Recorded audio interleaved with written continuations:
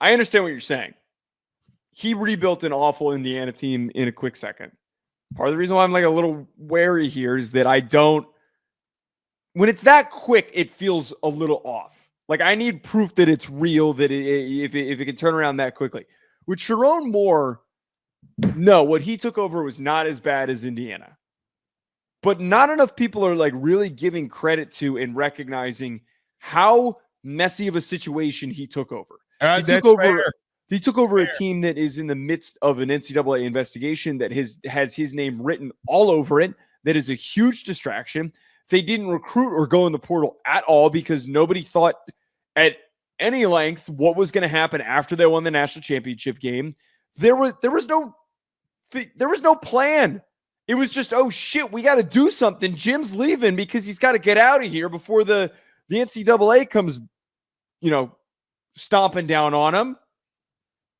For him to find a way to succeed with no quarterback and to get this in a nice direction towards the end of the year, I think is a really bright sign for me why he will go on to compete for national titles in Michigan. I have loved Sherrone Moore before he was even brought up as a head coach candidate. The way that he was able to help them win when he took over for Harbaugh, I think is another example of that. Listen, I wish we could play this but we would get tagged if we did. Right. You know what? My argument for Sherrone Moore, I don't hate he's on your list. I think he's going to be on there. I think he's a bright coach. I love what they're doing in Michigan. Want me to tell you about how a team gets bought in and a fan base gets bought in? When they entered the Horseshoe this year, Blake, it's the biggest rivalry game. Bullshit. Joe, I've been on teams that massive rivalry games. Maybe not as big as this one, okay? But a rival is a rival.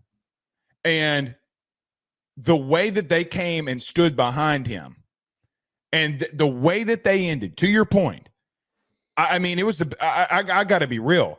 I never thought that they would end the way that they did ended the season.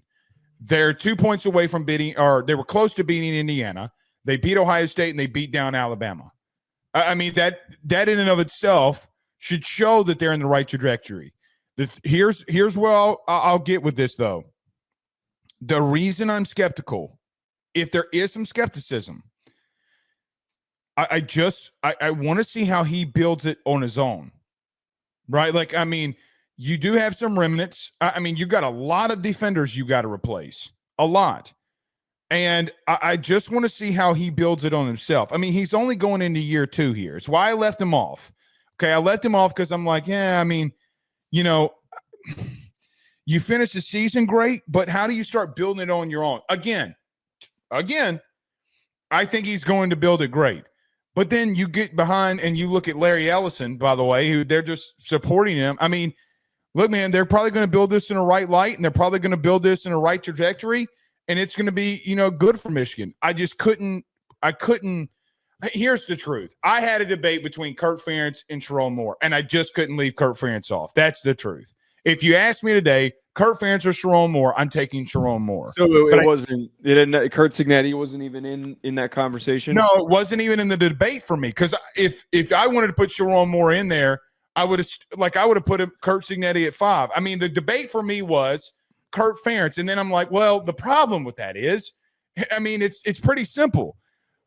Kirk Ferentz has gotten the 2 Big Ten title games, regardless if I think he's going to project and Dookie out. Okay.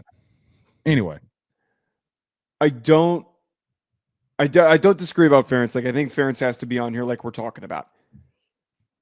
What is Curt Cignetti's best win? What is his best win at Indiana? Because they've both been in the conference for 1 year, and without a quarterback, Sherrone Moore has a win against Alabama and Ohio State.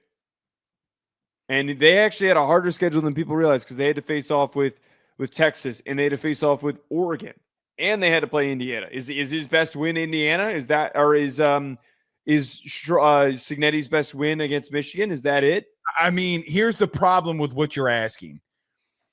Was that team not transforming in front of our eyes when they took on Indiana? What do you mean? The next week they went up against Ohio State and won. Like, I mean, how do we differentiate? I can't say. How do we? There you go. How do we do that when he beat him on the field?